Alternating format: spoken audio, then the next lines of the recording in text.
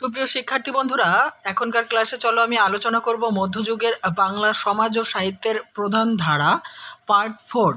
এই পার্ট 4-এ আমি তোমাদের জন্য দৌলত কাজী এবং সৈয়দ আলাওল সংক্রান্ত বিশদ আলোচনা করব। এখানে 65টি এমসিকিউ টাইপ প্রশ্ন উত্তর তোমরা পাবে, যেখান থেকে একটা প্রশ্নও যদি তোমাদের এখান থেকে দেয় তোমরা একদম 100% কমন পাবে।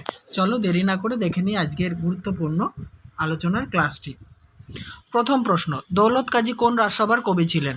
আরাকান বা রোসাং রাজসভার কবি ছিলেন। দৌলত কাজী শ্রেষ্ঠ কাব্যের নাম কি? লোর চন্দ্রানী বা সতী ময়নামতি। দৌলত কাজী কাদের নির্দেশে লোর চন্দ্রানী বা সতী ময়নামতি কাব্যটি রচনা করেন? আরাকান রাজ শ্রী সুধর্মা বা থিরিথু ধর্মার অমাত্য এবং সেনাপতি আশরাফ খানের নির্দেশে রচনা করেন। 4.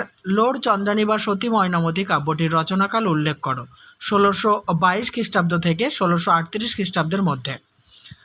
5. দৌলত কাজীর এই অসমাপ্ত কাব্যটি কে সমাপ্ত করেন? সৈয়দ আলাওল। দৌলত কাজীর এই কাব্যটি কি মৌলিক কাব্য বা মৌলিক রচনা? না, এটি মৌলিক রচনা নয়। 7 নম্বর, দৌলত কাজী কোন কাব্যের অনুসরণে তার লোর চন্দ্রানী বা সতী ময়নামতি কাব্যটি রচনা করেন? মৈনাসৎ কাব্যের অনুসরণে। মৈনাসৎ কাব্যটি কার লেখা? মিয়া সাধনের লেখা। মিয়া সাধন কোথাকার কবি ছিলেন? উত্তর ভারতের। মৈনাসৎ কোন ভাষায় লেখা? হিন্দি ভাষায় লেখা। 11. দৌলত কাজী তার কাব্যের কত অংশ রচনা করেছিলেন? 2/3। 12. কবি দৌলত কাজী তার কাব্য রচনায় কোন কোন কবিকে অনুসরণ করেছিলেন? কবি জয়দেব, কবি বিদ্যাপতি এবং কালিদাসকে অনুসরণ করেছিলেন। নেক্সট, লোর চন্দ্রানী কী ধরনের কাব্য? এটি আখ্যানধর্মী প্রেম কাব্য বা প্রেমের কাব্য। 14. দৌলত কাজী কোন শতকের কবি? সপ্তদশ শতকের কবি। দৌলত কাজীর জন্মস্থান কোথায়? চট্টগ্রামের রাউজান থানার অন্তর্গত সুলতানপুর গ্রামে। 16. দৌলত কাজী তার কাব্যে কী ধরনের বর্ণনা দিয়েছেন? মধ্যযুগীয় দেবদেবীর বর্ণনার পরিবর্তে নরনারীর বিরহ এবং মিলনের বর্ণনা দিয়েছেন। 17. রাজা লোড়কের স্ত্রীর নাম কি? ময়নামতি। নেক্সট, রাজা লোড়ক মৃগয়া করতে গিয়ে কার কাছে গোহারি দেশের রাজকন্যা চন্দ্রানীর প্রতিকৃতি দেখেন বা ছবি দেখেন? যোগীর কাছে। চন্দ্রানীর স্বামী কে ছিলেন?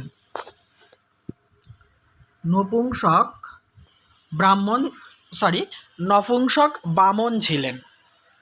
20. কার সাথে যুদ্ধ করতে গিয়ে বামনের মৃত্যু হয়? লোড়কের সাথে। চন্দ্রানী কিভাবে মারা যান? সর্পাঘাতে বা সাপের কামড়ে। 22. ময়নামতির বিরহ যন্ত্রণা লাঘব করতে কে তাকে উপকাহিনী শোনায়? এটা বানান একটু মিস্টেক হয়েছে, এটা উপকাহিনী হবে, উপকারী হয়ে গেছে, ওটা উপকাহিনী শোনায় তার সখী। নেক্সট, ময়নামতি গোহারি দেশে তার স্বামীর কাছে কাকে দূত হিসাবে পাঠিয়েছিলেন? একজন ব্রাহ্মণকে। 24. বৃদ্ধ বয়সে রাজা লোড়কের মৃত্যু হলে তার 2 রানী কী করেন? সহমৃতা হন, অর্থাৎ রাজার সাথেই মৃত্যুবরণ করেন। 25. দৌলত কাজীর কাব্যটিতে কোন ভাষার প্রভাব লক্ষ্য করা যায়? ব্রজবুলি ভাষার প্রভাব লক্ষ্য করা যায়।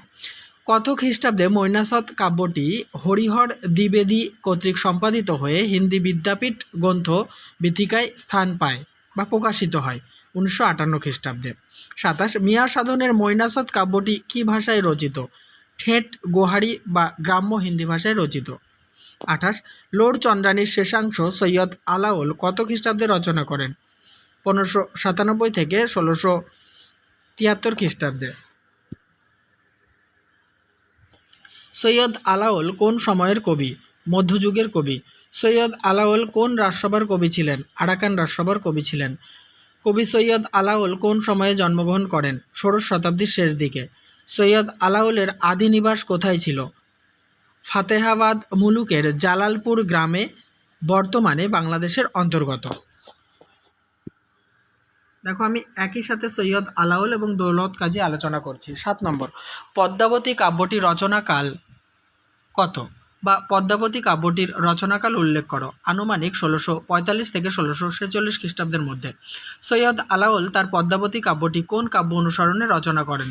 সুফি সাধক ও বিখ্যাত হিন্দি কবি মালিক মোহাম্মদ জায়সির পদুমাবত কাব্য অনুসরণে রচনা করেন। নেক্সট, পদ্মাবতী কাব্যে বর্ণিত চিতোর রাজ্যের রাজা কে ছিলেন? রত্নসেন। 10, পদ্মাবতী কে? রানা রত্নসেনের স্ত্রী এবং সিংহলের রাজকন্যা।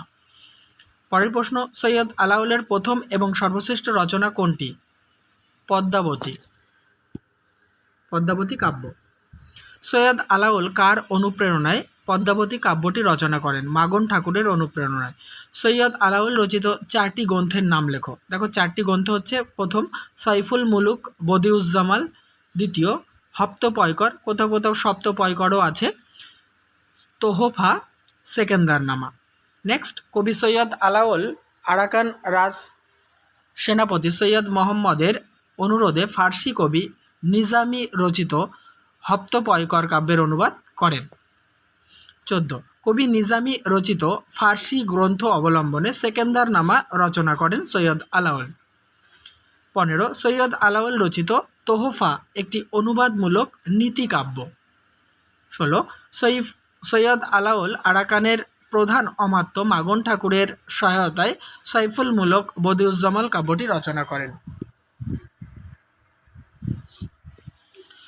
1673 খ্রিস্টাব্দে কবি সৈয়দ আলাওল পরলোক গমন করেন।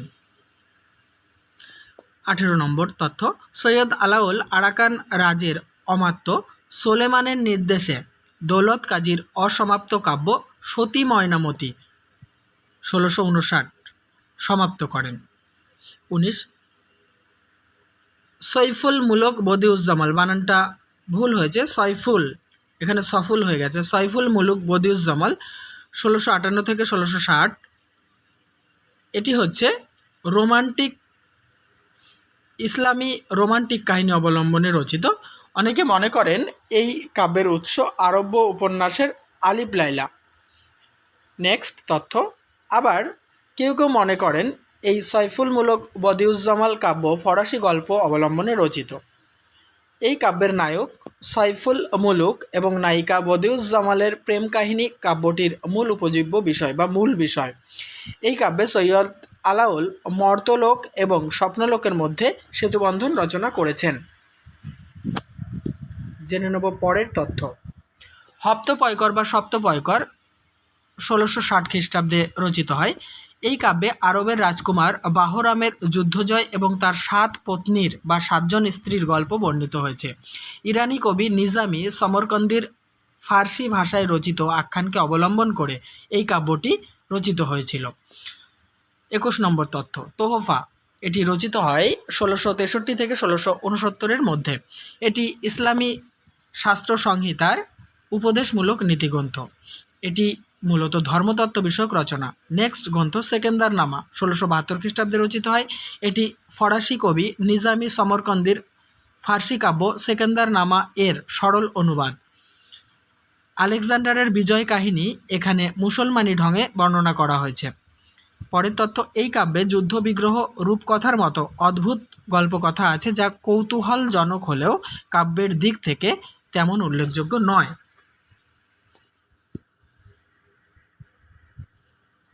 সৈয়দ আলাওল রচিত পদ্মাবতী কাব্যটি রোমান্টিক ঐতিহাসিক অনুবাদধর্মী কাব্য। পদ্মাবতী কাব্যটি সৈয়দ আলাওলের প্রথম এবং শ্রেষ্ঠ কাব্য।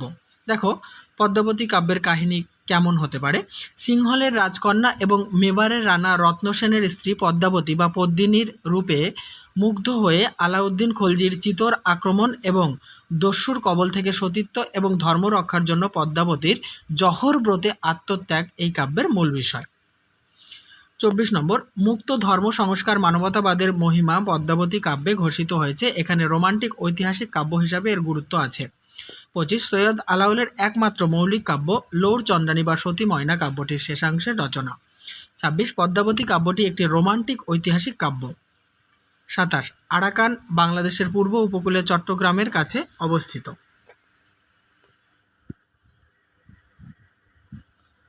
আরাকান রাজারা জাতিতে ছিলেন মগ। আরাকানের রাজারা বৌদ্ধ ধর্মাবলম্বী ছিলেন বা বৌদ্ধ ধর্ম গ্রহণ করেছিলেন। সপ্তদশ শতকে আরাকান রাজসভার দুজন প্রধান মুসলমান কবি হলেন সৈয়দ আলাওল এবং দৌলত কাজী। ভেরি ভেরি ইম্পর্টেন্ট এই প্রশ্নটা, তোমাদের যেহেতু 11 ক্লাস, এই প্রশ্নটা আসার সম্ভাবনা খুবই। 31 আরাকান রাজ এবং তার অমাত্যদের উৎসাহ এবং পৃষ্ঠপোষকতায় যে সমস্ত মুসলমান কবিরা বাংলা কাব্য রচনা করেন তাকেই আরাকান সভার সাহিত্য বলে।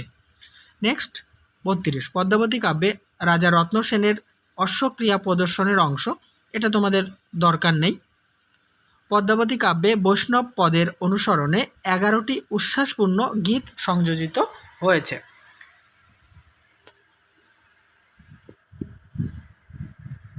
চৌত্রিশ নম্বর সৈয়দ আলাওলের পদ্মাবতী কাব্যকে মধ্যযুগের বাংলা কাব্যের বাতায়ন নামে চিহ্নিত করা হয়। নেক্সট সৈয়দ আলাওল আরবি, ফার্সি, সংস্কৃত এবং বাংলা ভাষায় সুপণ্ডিত ছিলেন। 36 সৈয়দ আলাওল যে সমস্ত রাজা বা অমাত্যদের সান্নিধ্য লাভ করেন তারা হলেন মাগন ঠাকুর, সোলেমান, সৈয়দ মুসা, সৈয়দ মাসুদ শাহ এবং সৈয়দ মোহাম্মদ। 37 রাজা থিরি সান্দথু ধর্মা অর্থাৎ শ্রীচন্দ সুধর্মা সৈয়দ আলাওলকে দিয়ে একটি বই রচনা করান। তাহলে বন্ধুরা, এই আলোচনার সঙ্গে সঙ্গে আমি তোমাদের সিলেবাসের অন্তর্গত সৈয়দ আলাওল এবং দৌলত কাজী সংক্রান্ত বিশদ প্রশ্ন উত্তর আলোচনা করলাম। এর বাইরে কোনো প্রশ্ন হবে না। তোমরা অবশ্যই আমার চ্যানেলটিকে সাবস্ক্রাইব করে রাখো গুরুত্বপূর্ণ আপডেট পাওয়ার জন্য। দেখা হবে নেক্সট একটি পর্ব নিয়ে। দেখতে থাকো, সঙ্গে থাকো আমার ইউটিউব চ্যানেলটি।